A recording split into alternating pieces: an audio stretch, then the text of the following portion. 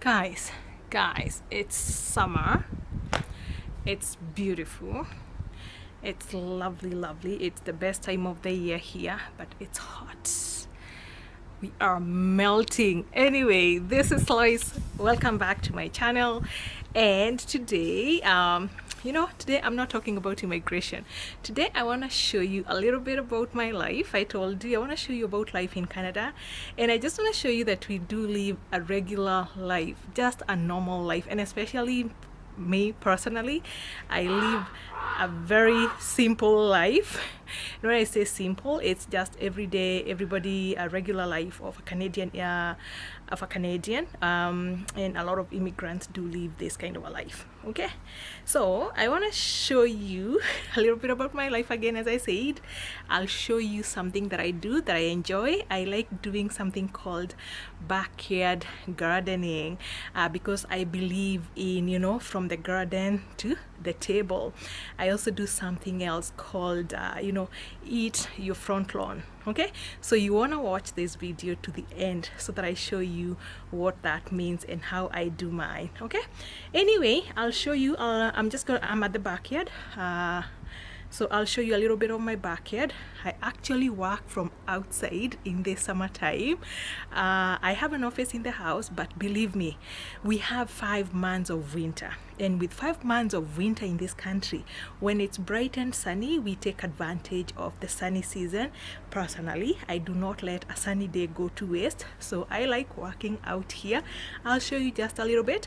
You're also gonna see my two little cats, very mischievous. They're gonna be playing with me. They help me with the gardening. They also help me with the work.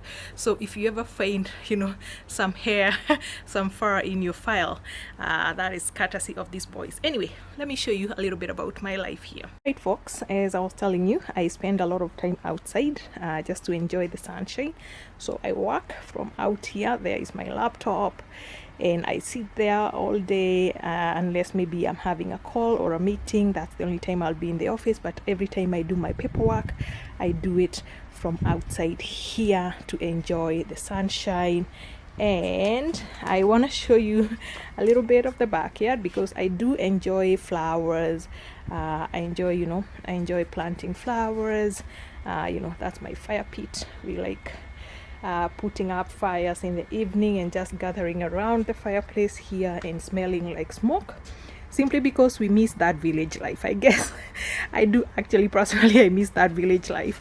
So I do that a lot of summer evenings or even fall and spring evenings. Anyway, what I actually want to show you, there goes my boys, my two boys, that's Finn and Brady. Yeah, they do help me work as well as garden here. Anyway, I want to show you something, guys. Look at that. Okay, this is our garden. This is our vegetable garden. At least this is one of them. We have some others at the back. I'll take you to the back, but we have this one. It's the biggest. This garden is 15 feet by 3 feet. Okay, and in this garden, believe it or not, we do plant veggies for a family of 4 that do last us a whole year. So we eat these veggies from now, June, and they'll most likely be over in June next year. And I will tell you how we do that. Okay, when you look at it, this wasn't built by a professional. It was built by my husband. I believe he did a good job. He's a wonderful person. So he did this, and it has that greenhouse effect. So it's covered in polythene. You can see that. So the veggies are never exposed. This is just to have that greenhouse effect. And the greenhouse effect, first, it protects the veggies from butterflies and worms and pests and that kind of stuff. Also protects them from my cats and bunnies. But the best part, actually, the main function of this is to hold moisture. So it holds moisture. There's a lot of humidity. We water this garden 3 times a week, and 2 times a week actually. And when we water, you find that all that that water, when it's very hot and sunny, there's a lot of humidity in there and makes these vegetables grow as if they are on some steroids. Okay, look at that. Yeah, my chief farm manager is here, so just bear with him. What I was telling you, look at the vegetables here. We do plant Swiss chards. These ones are Swiss chards, and you're gonna see some empty spaces because no Finn, no honey, get out.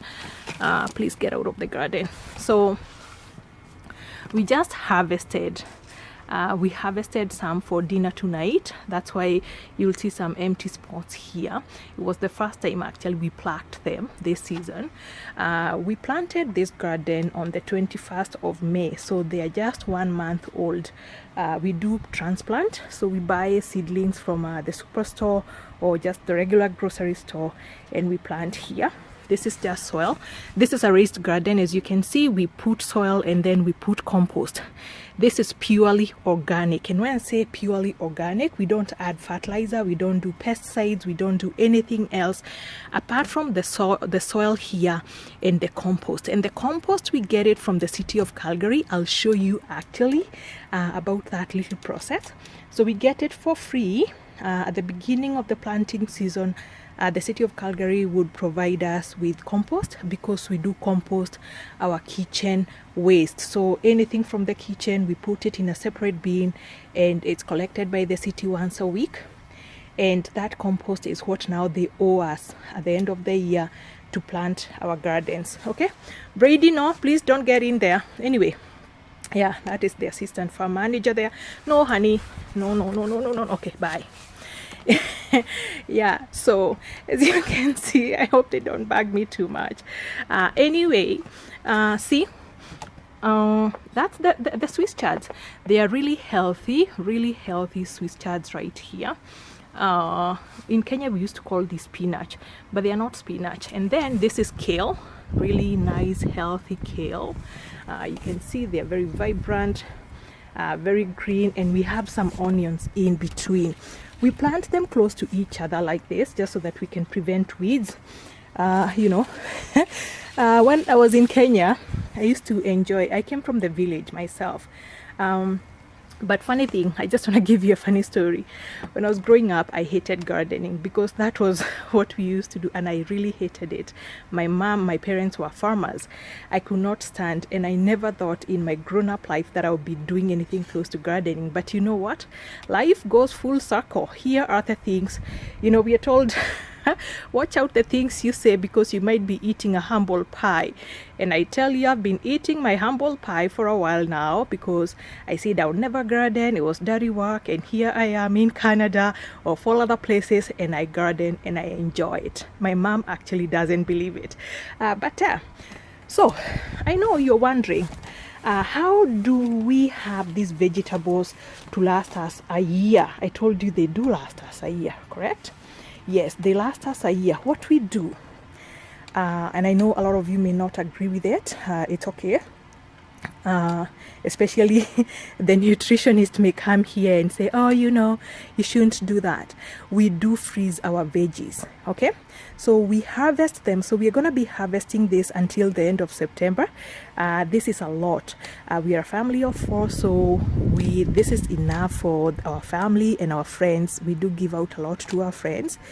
And once we harvest every weekend, we have a machine that chops, and then we pack them in freezer bags. We have 2 huge chests of freezers downstairs, and we keep them there.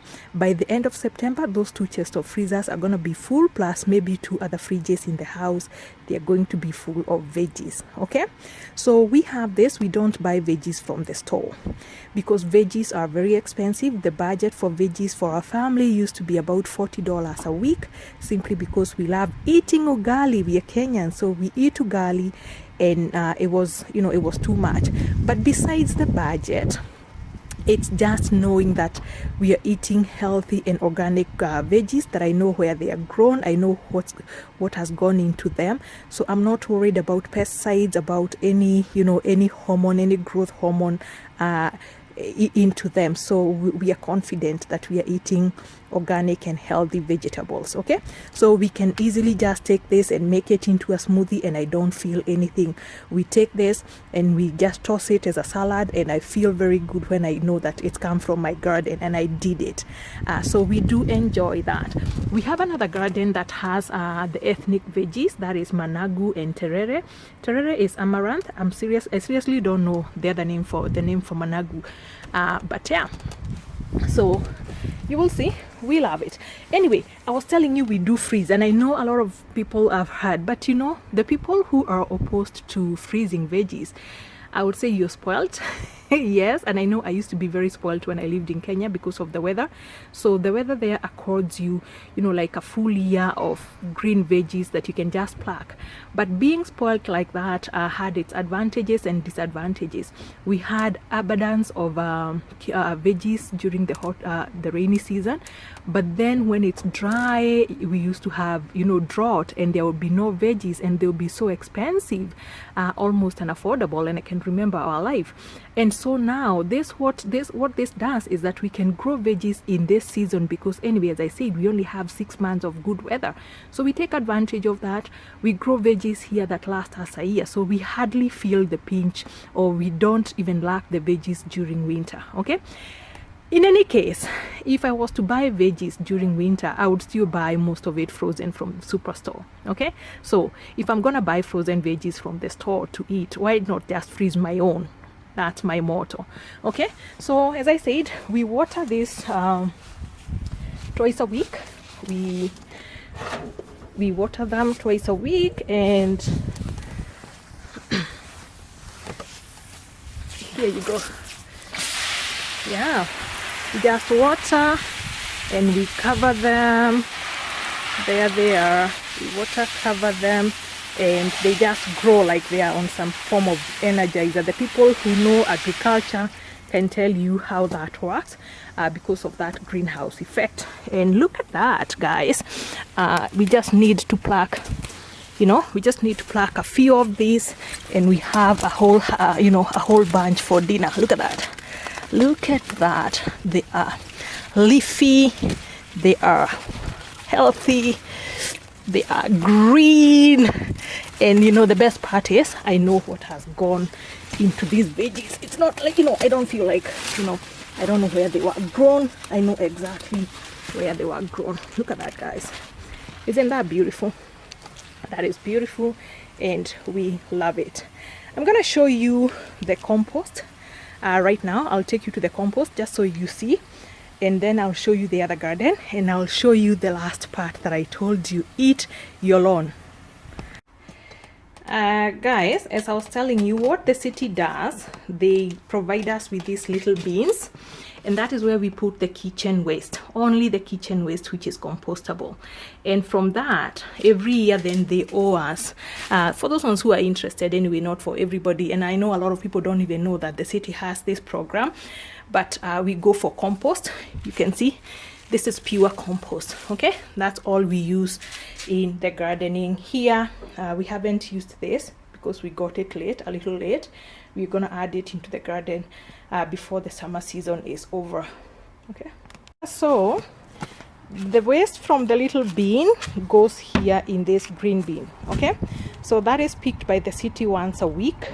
Of course, the blue bin is for recyclables, and we have the black bin here for garbage. Okay, so I told you that on this other side of the backyard we have another little garden here.